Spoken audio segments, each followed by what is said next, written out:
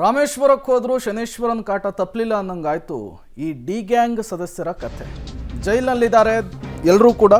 ಆದರೂ ಕೂಡ ಈ ದರ್ಶನ್ ದೌಲತ್ಗೆ ಈಗ ಸಹಚರರಿಗೆ ಸಂಕಷ್ಟ ಎದುರಾಗ್ಬಿಟ್ಟಿದೆ. ಗುರು ಮಾಡಿದಂತಹ ಎಡವಟ್ಟು ಶಿಷ್ಯರಿಗೆ ಗಂಡಾಂತರ. ಬೇರೆ ಜೈಲಿಗೆ ಶಿಫ್ಟ್ ಮಾಡದಂತೆ ಅಂಗಲಾಚಿದ್ದಾರೆ ಡಿ ಗ್ಯಾಂಗ್ನ ಮೆಂಬರ್ಸ್. ಜಡ್ಜ್ ಮುಂದೆ ಕಣ್ಣೀರಿಟ್ಟು ಬೇಡ್ಕೊಂಡಿದ್ದಾರೆ ಮೂವರು ಆರೋಪಿಗಳು.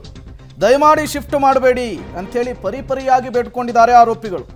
ನ್ಯಾಯಾಧೀಶರ ಎದುರು ಪ್ರದೂಷ್, ನಾಗರಾಜ್, ಲಕ್ಷ್ಮಣ್ ಕಣ್ಣೀರಿಟ್ಟಿದ್ದಾರೆ. ಡಿ ಗ್ಯಾಂಗ್ನ ಕಣ್ಣೀರಿಗೆ ನ್ಯಾಯಾಧೀಶರು ಕೋರ್ಟ್ ಕರಗಿಲ್ಲ. ಆರೋಪಿಗಳ ಮನವಿಯನ್ನ ಸಾರಾಸಗಟಾಗಿ ತಿರಸ್ಕರಿಸಿದೆ ನ್ಯಾಯಾಲಯ.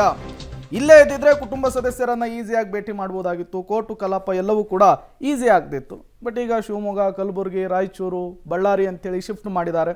ಈ ಡಿ ಗ್ಯಾಂಗನ್ನು ಹರಿದು ಹಂಚಿಬಿಟ್ಟಿದ್ದಾರೆ. ಅದರ ಪರಿಣಾಮವನ್ನು ಅವರಿಗೆ ಅನುಭವಿಸ್ತಾ ಇದ್ದಾರೆ. ಇವತ್ತು ನ್ಯಾಯಾಧೀಶರ ಎದುರು ಪ್ರೆಸೆಂಟ್ ಮಾಡಿದಂತಹ ಸಂದರ್ಭದಲ್ಲಿ ಅಂಗಲಾಚಿದ್ರಂತೆ, ಪರಿಪರಿಯಾಗಿ ಬೇಡ್ಕೊಂಡ್ರಂತೆ ಬೆಂಗಳೂರಿನ ಸೆಂಟ್ರಲ್ ಜೈಲಿನಲ್ಲಿ ಇರೋದಕ್ಕೆ ಅವಕಾಶ ಕೊಡಿ ಅಂಥೇಳಿ. ಬಟ್ ಅವರ ಮಾತಿಗೆ ಕವಡೆ ಕಾಸಿನ ಕಿಮ್ಮತ್ತನ್ನು ಕೊಟ್ಟಿಲ್ಲ. ನಾವೇನು ಆದೇಶವನ್ನು ಕೊಟ್ಟಿದ್ದೀವಿ ಅದನ್ನು ಪಾಲನೆ ಮಾಡಬೇಕಷ್ಟೇ ಅಂಥೇಳಿ ಸೂಚನೆಯನ್ನು ಕೊಟ್ಟಿದ್ದಾರೆ. ಅದಕ್ಕೆ ಹೇಳೋದು, ನಾವು ಮಾಡುವಂತಹ ಸಹವಾಸ ತುಂಬ ಮುಖ್ಯವಾಗುತ್ತೆ ಅಂಥೇಳಿ. ಸಹವಾಸ ದೋಷದಿಂದ ಸನ್ಯಾಸಿ ಕೆಟ್ಟ ಅನ್ನೋ ಹಂಗೆ ಈಗ ದರ್ಶನ್ನಿಂದ ಡಿ ಗ್ಯಾಂಗ್ನ ಸದಸ್ಯರು ಒದ್ದಾಡುವ, ಸಂಕಷ್ಟವನ್ನು ಎದುರಿಸುವಂತಹ ಪರಿಸ್ಥಿತಿ ನಿರ್ಮಾಣವಾಗಿದೆ.